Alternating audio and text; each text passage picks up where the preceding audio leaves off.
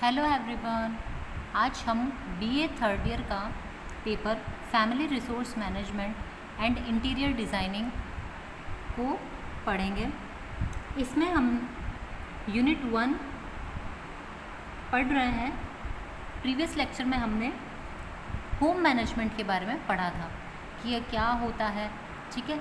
इसके कंपोनेंट्स के बारे में, इम्पोर्टेंस के बारे में हमने बात की थी। आज हम मोटिवेटिंग फैक्टर्स के बारे में बात करेंगे, अर्थात मैनेजमेंट के मोटिवेटिंग फैक्टर्स के बारे में बात करेंगे। यही हमारा नेक्स्ट टॉपिक है, मोटिवेटिंग फैक्टर्स ऑफ मैनेजमेंट, जो है गोल्स, वैल्यूज़ एंड स्टैंडर्ड। ठीक है, गोल्स, वैल्यूज़ एंड स्टैंडर्ड, अर्थात इन्हें प्रबंध के उत्प्रेरक साधन भी कहा जाता है, जिन्हें हिंदी में लक्ष्य, मूल्य और मानक या स्तर कहते हैं। ठीक है, लक्ष्य, मूल्य, मानक या स्तर कहा जाता है। ठीक है, देखिए कोई भी फैमिली है, ठीक है, परिवार में अगर डिसिप्लिन मेंटेन करना होता है, ठीक है, तो उसके लिए कुछ प्लानिंग्स की जाती है, कुछ रूल्स बनाए जाते हैं। ठीक है, उन रूल्स को बनाने से क्या होता है कि जो फैमिली है उस प्लानिंग के अकॉर्डिंग चले, उन रूल्स को फॉलो करेगी तो वे लोग डिसिप्लिन में रहेंगे। ठीक है, तो देखिए किसी भी फैमिली में जो एक मैनेजमेंट लाने के लिए या एक व्यवस्था या एक डिसिप्लिन लाने के लिए जिस आधार पर या जिस बेस पर हम ऑर्डर से इंस्ट्रक्शंस देते हैं, इंस्ट्रक्शंस दिए जाते हैं ना, ठीक है, और जो निर्णय लिए जाते हैं वे ही गोल्स, वैल्यूज़ एंड स्टैंडर्ड कहलाते हैं। ठीक है, यही गोल्स, वैल्यूज़ एंड स्टैंडर्ड कहलाते हैं। ठीक है, देखिए चाहे कोई भी फैमिली गरीब हो या अमीर हो, लिटरेट लोग हो या इलिटरेट लोग हो, ठीक है, सभी के पास में जो गोल्स, वैल्यूज़ और स्टैंडर्ड होते हैं ये सभी फैमिली के पास में होते हैं। ठीक है, इसलिए इन्हें मोटिवेटिंग फैक्टर्स या उत्प्रेरक भी कहा जाता है, उत्प्रेरक भी इन्हें कहा जाता है। ठीक है, तो देखिए जो हमारे पास में है वैल्यूज़, गोल्स एंड स्टैंडर्ड, ठीक है, देखिए ये तीनों एक दूसरे से इंटर रिलेटेड होते हैं। ये तीनों एक दूसरे से इंटर रिलेटेड होते हैं, लेकिन इन सब में सबसे ज़्यादा जो इम्पॉर्टेंट होता है वो होता है वैल्यूज़, ठीक है, या मूल्य जिन्हें हम कहते हैं, यह सबसे इम्पॉर्टेंट होता है। बाकी गोल्स, वैल्यू और स्टैंडर्ड ये तीनों एक दूसरे से इंटर रिलेटेड होते हैं। ठीक है, कहने का अर्थ यह है कि यह इन सभी का केंद्र बिंदु होता है। ठीक है, और जो गोल्स और स्टैंडर्ड होते हैं ये इसके सहायक कहे जा सकते हैं। ठीक है, जो स्टैंडर्ड होते हैं इसको अपन जैसे कंपैरिजन है या तुलना का आधार मान सकते हैं। ठीक है, लेकिन जो गोल्स होते हैं वो ऐसी चीज़ है जिसे हम प्राप्त करने की इच्छा रखते हैं। ठीक है, और उसके लिए हम कोशिश करते रहते हैं। अब हम सबसे पहले बात करेंगे वैल्यू की। हमारा पहला जो मोटिवेटिंग फैक्टर है या उत्प्रेरक है जिसे हम वैल्यू कहते हैं, इसके बारे में हम बात करेंगे। देखिए जो वैल्यू है ना, ये सिद्धांत या नैतिक सिद्धांत से कहा जा सकता है। मॉरल वैल्यू भी आपने सुना होगा वर्ड, है ना, तो इसे नैतिक सिद्धांत भी कहा जाता है। ठीक है, यह हमारे जीवन का एक प्रेरक बिंदु होता है। ठीक है, अगर किसी फैमिली में या किसी फैमिली की वैल्यूज़ नहीं है ना, किसी फैमिली की फैमिली वैल्यूज़ अगर नहीं है ना, तो वह फैमिली ग्रोथ या प्रोग्रेस नहीं कर सकता है, किसी भी तरीके से नहीं कर सकता है। ठीक है, इसके लिए बहुत ज़रूरी होता है कि वैल्यूज़ होना। ठीक है, इसके लिए कोई भी एलिमेंट हो सकता है, जैसे कोई फिज़िकल हो, इकोनॉमिकल हो, या सोशल हो, या साइकोलॉजिकल, किसी भी टाइप का कोई भी फैक्टर हो सकता है जो इसे अफेक्ट करे। लेकिन अगर फैमिली वैल्यूज़ नहीं है तो ग्रोथ या प्रोग्रेस नहीं है किसी भी फैमिली के। ठीक है, इसलिए हमारे जीवन में बहुत महत्वपूर्ण होते हैं। ठीक है, जो वैल्यूज़ होते हैं ये हमारे जो समाज होता है ना, आपकी कम्युनिटी या आप सोसाइटी कहते हो, ठीक है, इसकी संस्कृति कहलाते हैं। क्या कहलाते हैं? इसकी संस्कृति कहलाते हैं। और जो परिवार के मूल्य होते हैं, यही जो मूल्य होते हैं ना परिवार की, यही संस्कृति का निर्माण भी करते हैं। ठीक है, देखिए इसके बहुत तरीक़ों से आप इसे समझ सकते हो। ठीक है, जैसे कि देखिए हम एग्जाम्पल के तौर पर अगर बात करें तो हमारी कुछ आदतें होती है, जैसे किसी व्यक्ति की आदत होती है ईमानदारी की। ठीक है, किसी की आदत होती है समयबद्धता की। ठीक है, जिसे आप टाइम पंक्चुअलिटी कहते हो, है ना।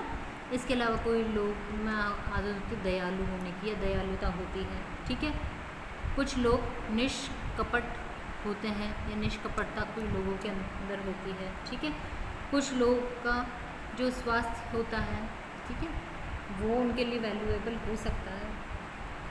ठीक है, प्रसन्नता हो सकती है।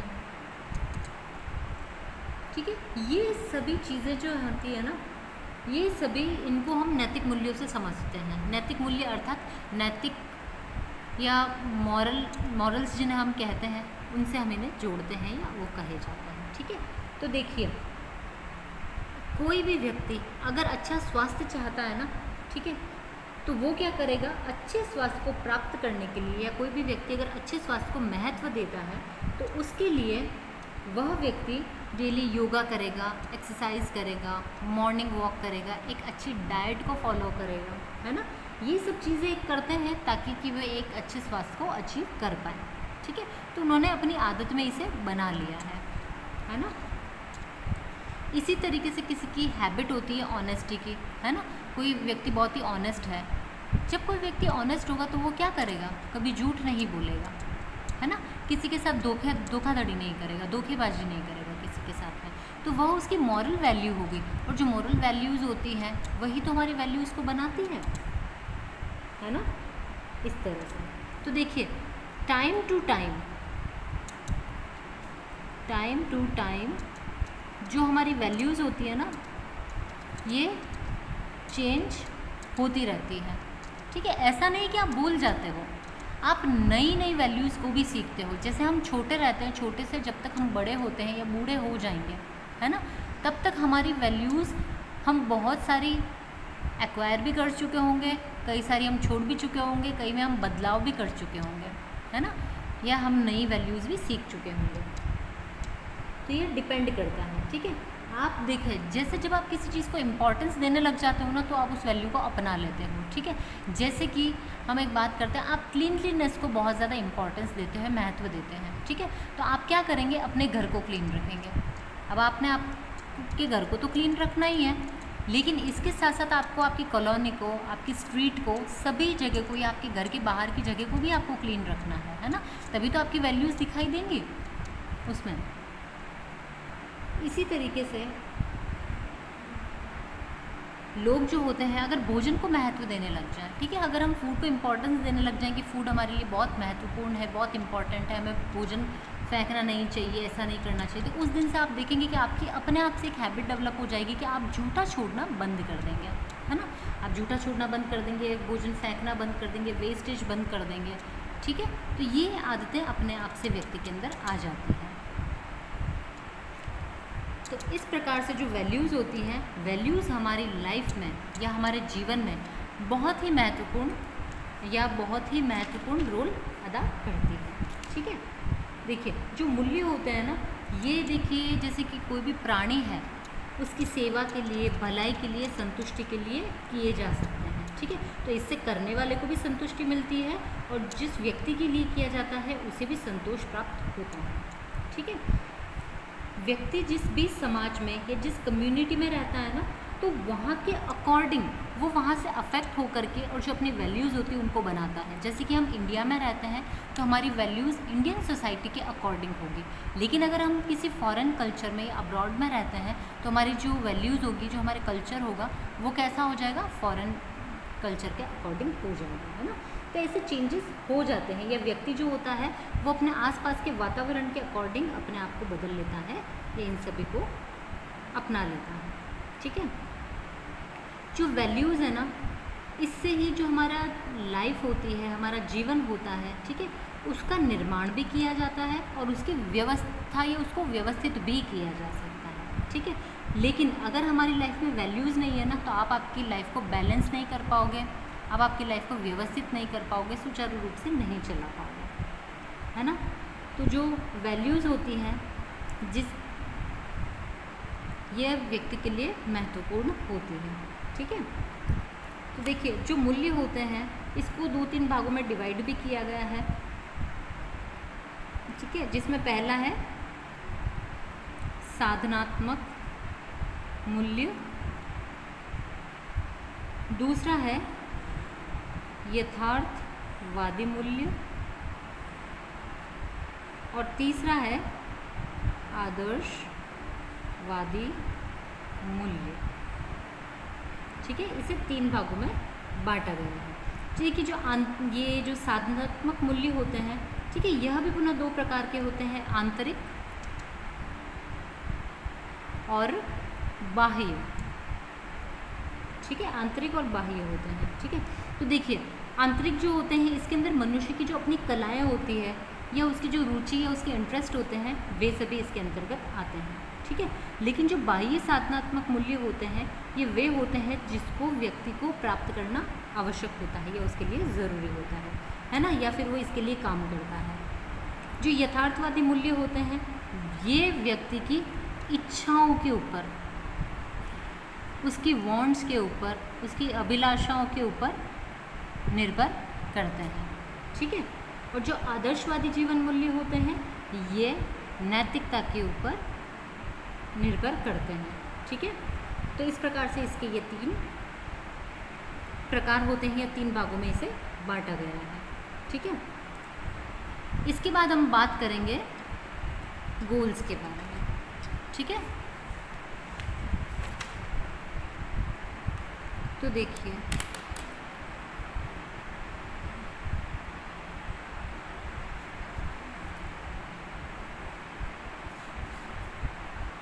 जो गोल्स हैं, गोल्स अर्थात आप इनको लक्ष्य भी कह सकते हैं, आप इनको एम्स भी कह सकते हैं, ठीक है। तो देखिए, कोई भी परिवार है ना, हर परिवार का अपना एक निश्चित या अनिश्चित लक्ष्य होता है ना, ठीक है। गोल्स जो होते हैं वो निश्चित या अनिश्चित किसी भी व्यक्ति के या किसी भी परिवार के हो सकते हैं। जो व्यक्ति होता है, ठीक है, या कोई परिवार है, वो अपनी इच्छाओं के आधार पर या उनके परिवार का वातावरण कैसा है उसके आधार पर, साथ ही उनकी वैल्यूज़, उनकी विचारधाराओं, उनके इंटरेस्ट के अकॉर्डिंग वो अपने लक्ष्यों का निर्धारण करते हैं, है ना। देखिए कैसे करते हैं, अपनी इच्छाओं के आधार पर करेंगे, फैमिली एनवायरनमेंट के अकॉर्डिंग करेंगे, है ना, या फिर वैल्यूज़ के अकॉर्डिंग करेंगे, उनके इंटरेस्ट के अकॉर्डिंग करेंगे, किसी भी चीज़ के अकॉर्डिंग कर सकते हैं, ठीक है। लेकिन एक्चुअली गोल्स, ये जो एम्स, गोल्स या लक्ष्य जो हम कहते हैं, ये क्या होते हैं, यह वह वस्तु है या वह चीज़ है जिसे प्राप्त करने की व्यक्ति या मनुष्य इच्छा रखता है, ठीक है, और उसके लिए वह प्रयास करता रहता है। तो आप देखेंगे कि देखिए जो लक्ष्य होता है ना, ये जैसे मैंने बताया निश्चित या अनिश्चित 2 प्रकार के होते हैं, है ना। तो जो निश्चित होता है आप इसे प्रत्यक्ष भी कह सकते हैं, ठीक है, और इसे अप्रत्यक्ष कह सकते हैं, डायरेक्ट इनडायरेक्ट गोल्स भी हो सकते हैं, है है ना।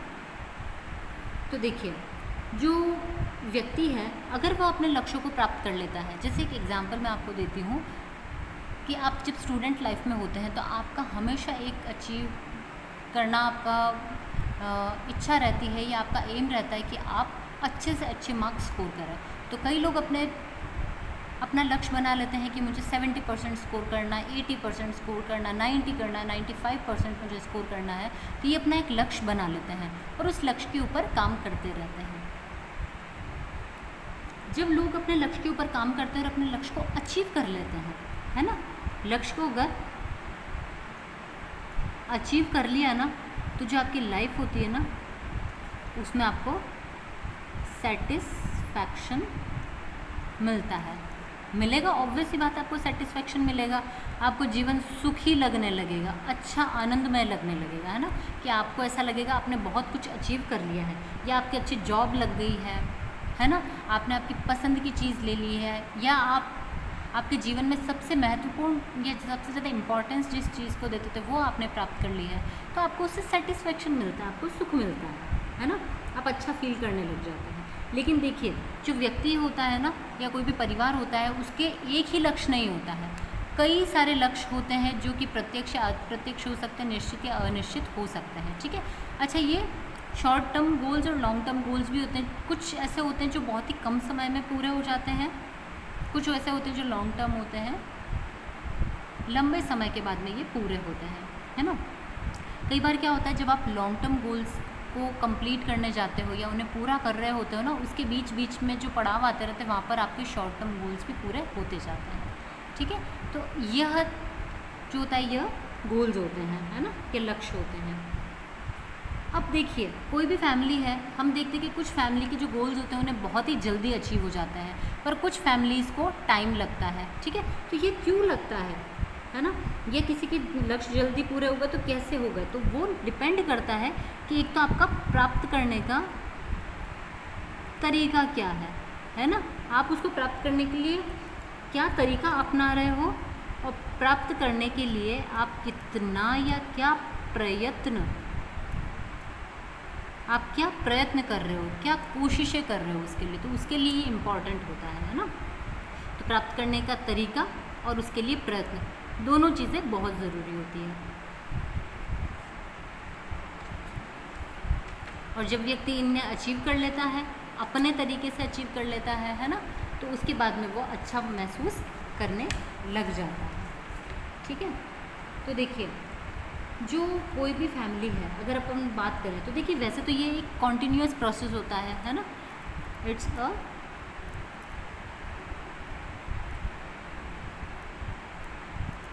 कॉन्टिन्यूअस प्रोसेस, ठीक है।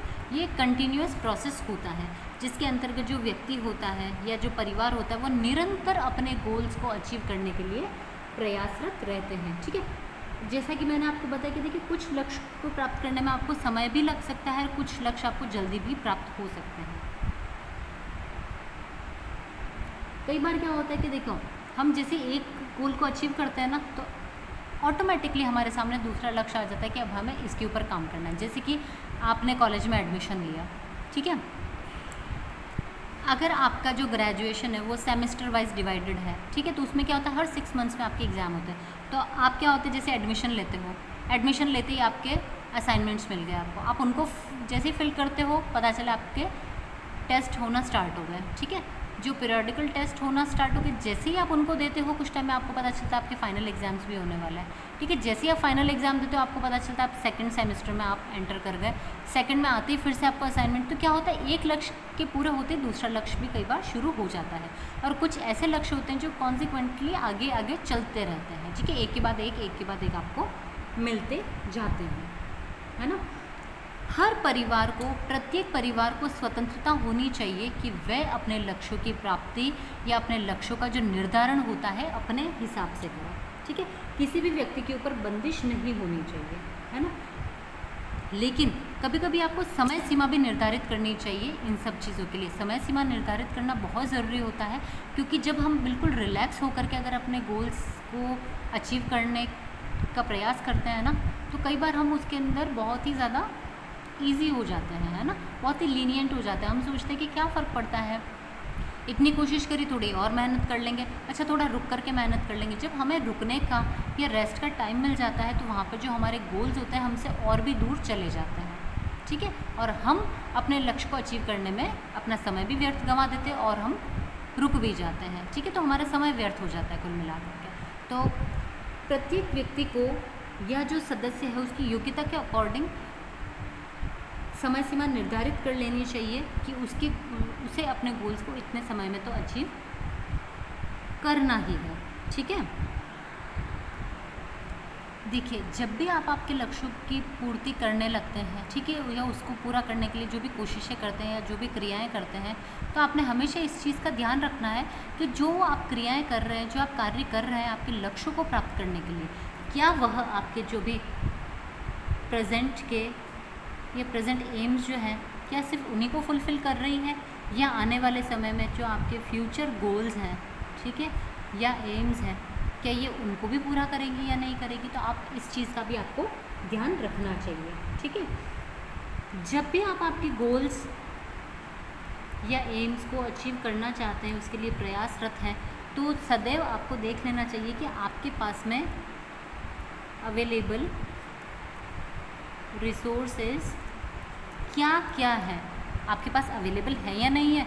अगर है तो कौन से हैं, और अगर नहीं है तो आपको रिक्वायरमेंट रहेगी, क्योंकि बिना रिसोर्सेज के अगर हम अपने कोई गोल्स को या एम्स को अचीव नहीं कर सकते। जैसे कि आपको पढ़ाई करनी है तो बिना किताब कॉपी के, पेन पेंसिल के आप नहीं अचीव कर सकते अपने गोल्स को, है ना। आप किससे पढ़ाई करेंगे, क्या पढ़ाई करेंगे, आपके पास गाइडेंस भी तो होना चाहिए। इसलिए तो गोल्स को अचीव करने के लिए बहुत ज़रूरी होता है, ठीक है। अगर अपन एक बात करें कि एक फैमिली के यूनिवर्सल एम्स या गोल्स क्या होते हैं, ठीक है, तो देखिए, सबसे पहला होता है एक गुड हेल्थ ऑफ फैमिली या good health of each and every family member, है ना। गुड हेल्थ बहुत ज़रूरी, एक अच्छा स्वास्थ्य चाहिए होता है हर परिवार को। हर मदर चाहती है, हर फादर चाहता है कि उसके बच्चे, उसके परिवार में रहने वाले जो सभी सदस्य हैं वो हमेशा स्वस्थ रहें, कभी बीमार ना रहे। सभी फैमिली मेम्बर्स का ऑल ओवर डेवलपमेंट, ठीक है, सर्वांगीण विकास जो होता है यह बहुत ही ज़्यादा आवश्यक होता है ना। जो फैमिली एनवायरनमेंट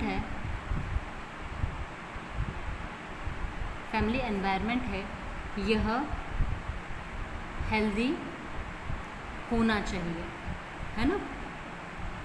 जो व्यक्ति है या जो फैमिली मेम्बर है, ठीक है, अपने गोल्स को अचीव करने के लिए उसमें तत्परता होनी चाहिए, है ना। उसको इस चीज़ की ललक होनी चाहिए, ज़ील होनी चाहिए कि वो अपने लक्ष्य को अचीव करने के लिए प्रयासरत रहे, ठीक है।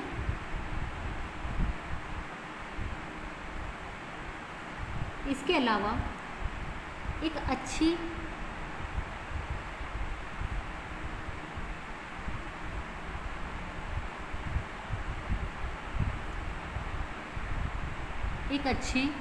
हाउस या होम फैसिलिटी अवेलेबल करवाना भी परिवार का एक लक्ष्य होता है। एक अच्छी हाउस फैसिलिटी अवेलेबल करवाई जाए या अपना खुद के परिवार का अपना एक घर हो, बच्चों की अच्छी एजुकेशन के लिए वो सारा रिसोर्सेज अवेलेबल करवा पाएँ, ठीक है। तो यह इनके एम्स होते हैं, ठीक है। जो देखिए, हमने गोल्स की बात करी थी, जो गोल्स होते हैं, है ना, ये लॉन्ग टर्म भी होते हैं, ठीक है, शॉर्ट टर्म भी होते हैं। तो आपने इस चीज़ को ध्यान रखना है। शॉर्ट टर्म और लॉन्ग टर्म दो टाइप के गोल्स होते हैं, जो जिन्हें पूरा होने में लंबा समय लगता है और जो बहुत ही जल्दी पूरे हो जाते हैं, बहुत ही कम समय में पूरे हो जाते हैं। कई बार जब हम लॉन्ग टर्म गोल्स को अचीव करते होते हैं तो बीच में कई सारे शॉर्ट टर्म गोल्स भी आप अचीव कर लेते हो, ठीक है। अब हम बात करेंगे थर्ड पॉइंट, स्टैंडर्ड की, ठीक है, जिसे आप मानक या स्तर भी कहते हैं, है ना। देखिए, जो कोई भी फैमिली है ना, उसके जो गोल्स हैं, ठीक है, या जो उसकी वैल्यूज़ हैं, ये अनिश्चित हो सकती हैं, लेकिन जो स्टैंडर्ड होते हैं ना फैमिली के, ये हमेशा निश्चित होते हैं, है ना। जो गोल्स हैं, ठीक है, और जो वैल्यूज़ हैं ये अनिश्चित हो सकती हैं, लेकिन जो स्टैंडर्ड्स होते हैं ये सदैव निश्चित ही रहते हैं, ठीक है। अगर किसी परिवार के जो वैल्यूज़ है और जो गोल्स है उनके बारे में अनुमान लगाया जा सकता है, ठीक है।